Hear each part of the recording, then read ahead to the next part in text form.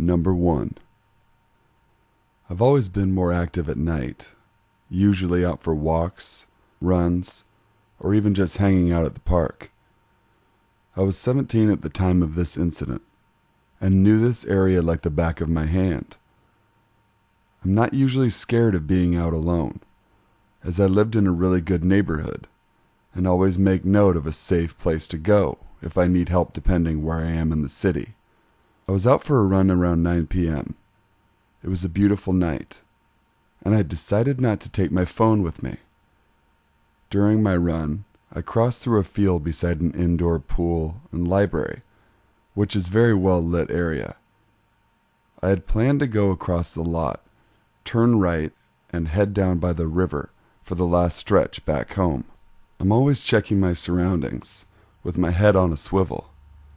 I noticed a man on my left.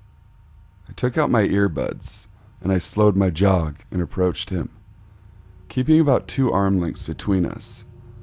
I asked him if he was lost, and he let me know that he was looking for the soccer center. I gave him very, very clear instructions, and he repeated them back to me. He thanked me, and then hesitantly went on his way. My jogging route was on the same path, so I was able to watch to see if he was able to reach the destination. However, I kept that to myself. As I jogged on, I noticed a second person in the parking lot. He was looking at his phone, but all other vehicles were empty and turned off. His was running. At the time, I thought nothing of it and continued on. I rounded the corner and the guy I spoke with had just got stuck at the light, but he turned beside me shortly after, and then stopped about 5 car lengths ahead and parked.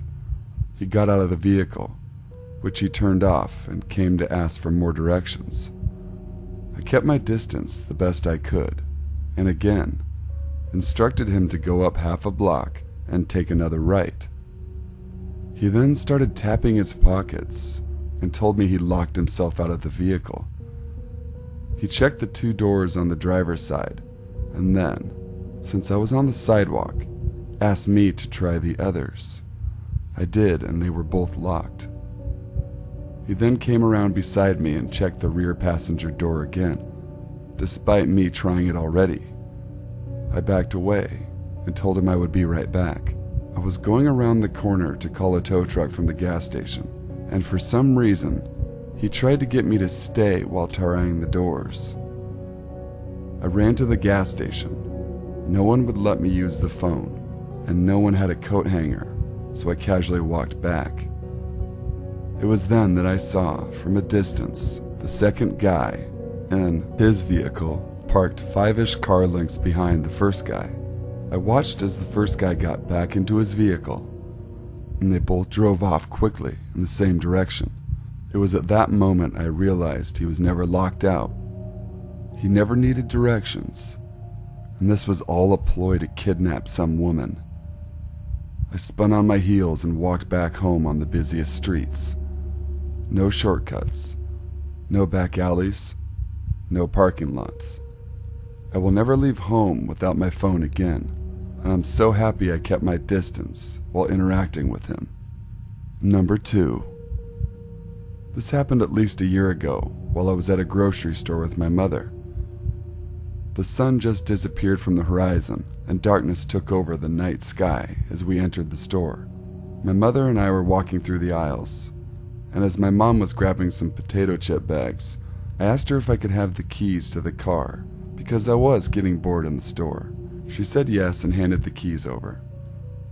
I walked out of the store, and as I was getting closer to the car, I noticed a man peering through the tinted window of the front seat.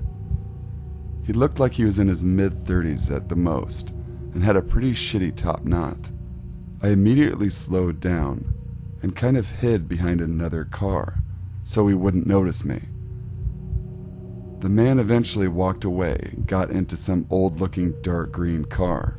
Seemed like the guy was trying to look for valuables or something of worth, but there was really nothing special in the vehicle. I made my way up to the passenger door, unlocked it, and sat down in the comfy chair. I kept my eyes on the green car, and I noticed a passenger in the front seat of it. I got a little freaked out, as I had read many stories similar to the situation I was in. I texted my mom asking her to hurry up. I was getting pretty nervous, as I suspected something more sinister was going on here. My mom finally arrived 15 minutes later. She put all the groceries in the trunk, and right when she entered the front seat, I told her about the men in the green car. She told me that they were probably going to rob it, but didn't see anything valuable. I asked if we should call the police, but she said they technically hadn't done anything wrong. My mom started the car, and we exited the lot. As we took a right turn out of the lot and started driving on a small bridge, I noticed the car speeding up to get behind us. I yelled at my mom that they were right here. I knew there was something suspicious about them waiting for 30 minutes for no reason. My mom had actually experienced being followed by a car, but that was almost 20 years ago at this point. But she used her strategy from the first time she was followed and turned off all the headlights on the car and sped off through the side roads to lose them. It was a pretty dangerous strategy, as it was nighttime and you could barely see anything on the streets. We took at least 3 right turns and a couple lefts, with them still following, so my mom used the headlights that were turned off to our advantage. And right as we took another right, she parked in the nearest driveway with another car in it, before the 2 creeps also took the right turn. My mom shut off the car. We sat and watched as the green car sped past us down the street. We both were relieved. It was like hiding in plain sight. My heart was pumping pretty fast, and my mom's hands were shaking. I still get chills thinking what could have happened had they found out where we lived. I think it was pretty clear some shady shit was going on that night, and I'm happy I wasn't a victim of their bullshit. Number 3.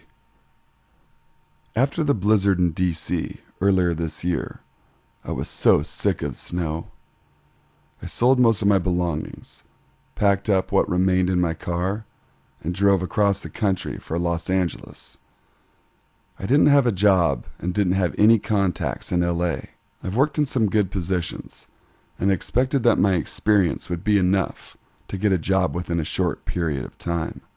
My hope was to stay in a hotel while looking, get a job quickly, then get an apartment. I was staying in a cheap motel in San Bernardino, booking for a week at a time to get a discount. This wasn't a small motel either. There were 3 floors. It just happened to be almost empty. There were a total of 4 cars in the entire parking lot, including mine, although strangely enough, someone else had parked in the spot in front of my room, so I couldn't park right there, but no big deal. The hotel lobby was very far away, on the far side of a separate building. One night, I was asleep when I was awoken by what sounded like a knock at my door. "Who is it?" I yelled. No answer. You know how you can sometimes wake up thinking you heard something, but actually probably didn't? I stayed awake for 15 seconds or so and didn't hear anything, so I drifted back to sleep. I don't know how long I was asleep, but I don't expect that it was long. I was again woken by a knock at my door. Now I knew that someone was there. Again I yelled, "Who is it?" trying to do my best impression of someone significantly more menacing than I am.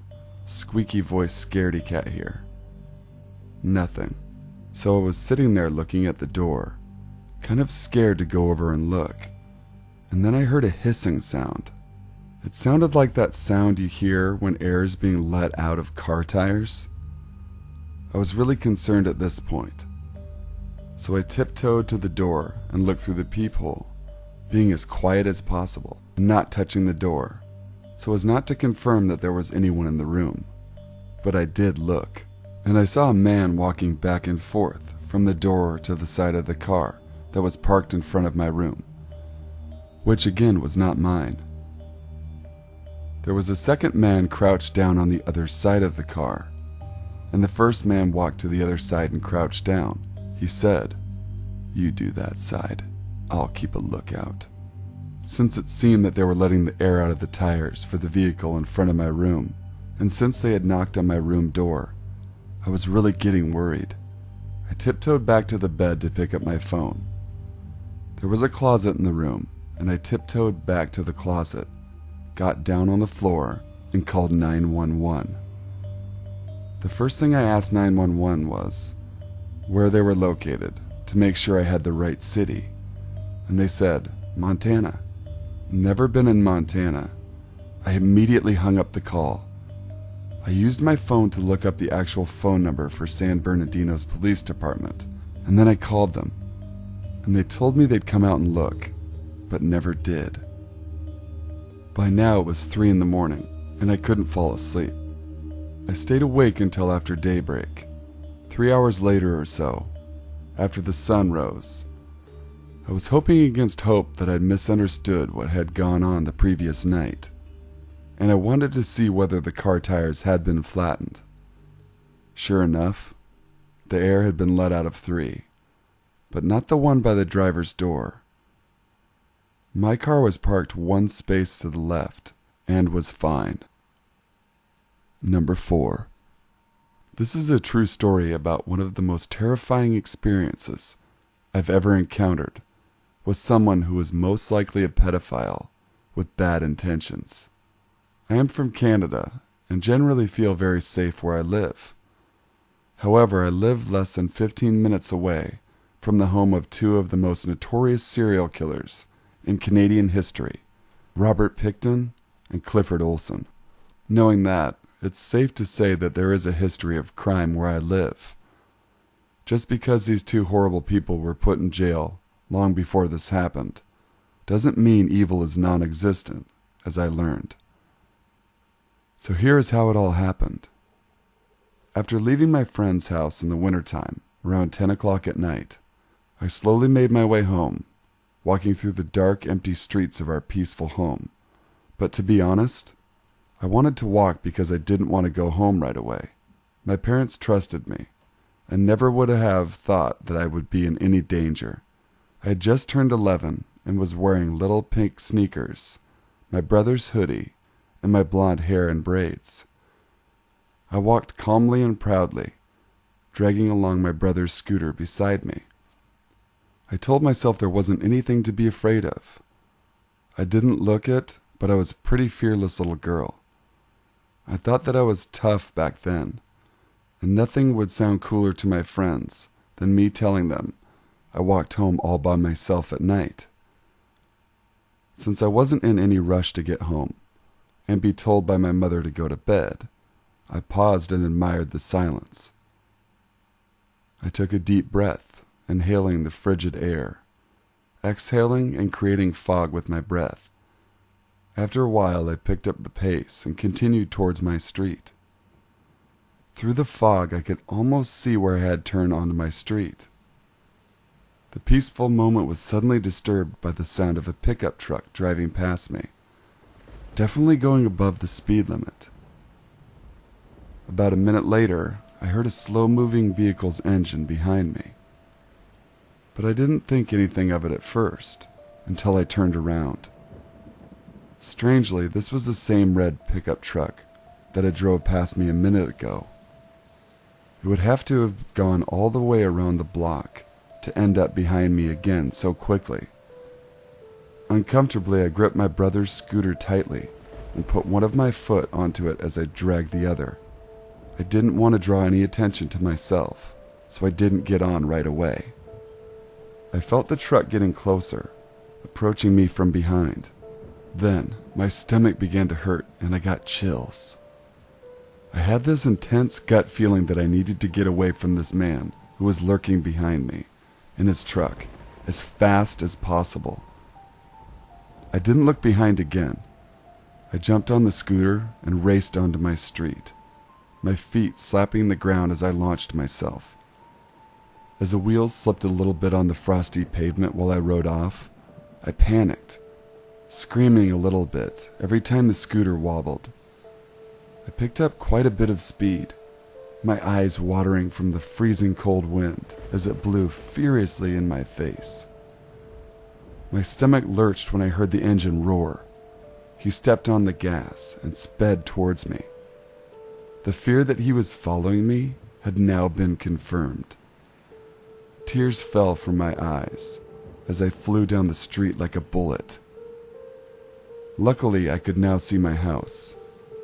Slightly relieved, I prepared to jump off and sprint inside. I looked over to see him right beside me, staring. It was difficult to see what he looked like, other than he had a beard and was wearing a hat. But I will never forget his eyes. They stared at me in the most horrifying way. I had to turn around. I couldn't look at him. It was unbearable. Now at my front walkway, I slammed on the brakes, skidding on the icy road as I was thrown off the scooter. I frantically tossed it into my front yard and bolted. I let out a gigantic scream as I sprinted up to the front door. Thankfully it was unlocked, so I ran inside, slamming the door behind me and locking it immediately. Screaming for my parents, I ran to them so fast that I practically fell down the stairs. I tried to tell them everything that had happened, but I was breathing so heavily they could barely understand me. Finally, they figured out what happened and went upstairs with me. When we looked out the window, the red pickup was still in the front of my house. My parents angrily went outside to confront the driver, but as soon as he saw them, he sped off even faster than he had when he was chasing me. I wondered why he was still there 3 minutes later. Was he waiting for me to come back? Because why would I? Was he writing down my address? I don't know, and I probably don't want to know. Someone who was messed up enough to follow a screaming and obviously uncomfortable 11-year-old girl home clearly wasn't there to check if I got home safe. I'm happy to say that I never saw the creepy red pickup truck ever again, but this terrifying encounter sure kept me up at night, wondering what would have happened if I wasn't fast enough. My bedroom window faced the same street where I nearly fell off my scooter trying to get away from him. I was always worried that someday he would come back and would try to get inside my room. So to the twisted, horrible man who chased me in his car, followed me to my house, let's not meet. Hey guys, Sinful here. Thanks for watching. Hope you guys enjoyed the video. Please make sure to leave a like, comment, share, and subscribe if you haven't already. And let me know if you guys want to be called the Sinful Savages or the Sinful Society. And if you have any other ideas, guys, feel free to comment in the info box below. And until next time, stay sinful.